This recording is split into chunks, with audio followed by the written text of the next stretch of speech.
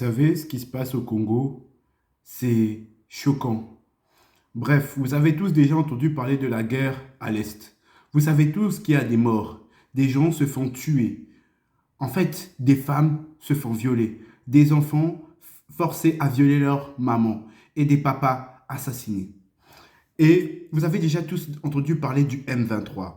Oui, le M23, le mouvement du 23 mars, ce groupe armé qui sème la terreur là-bas, au nord Kivu.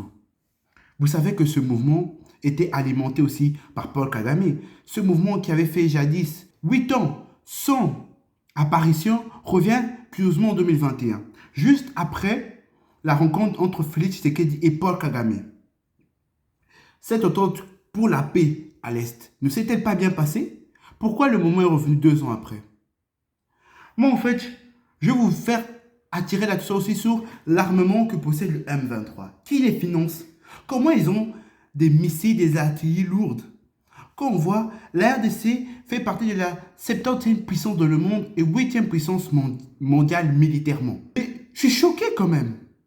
Réfléchissez. Le Rwanda, comment le Rwanda, un sous-petit pays comme le Rwanda, arrive à maltraiter un pays de 2 345 000 km² comme le Congo, la RDC. Ce n'est pas normal. Quand on voit l'effectif que le peuple congolais a, qui est 10 fois plus supérieur à l'effectif rwandais, on a à peu près 170 000 soldats actifs. Comment est-ce possible?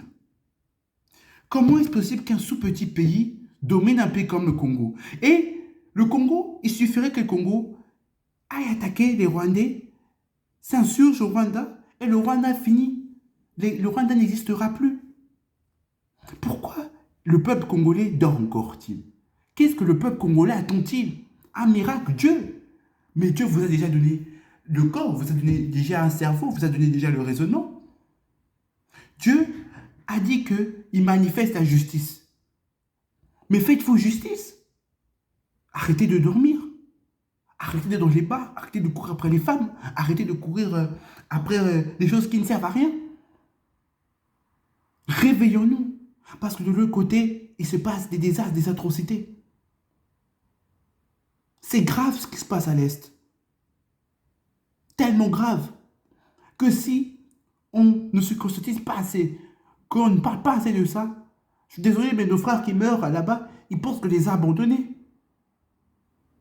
Ils pensent qu'on les a abandonnés. Regardez pas ma coupe de cheveux. Je suis congolais autant que vous. Et je suis indigné par ça. Réveillons-nous.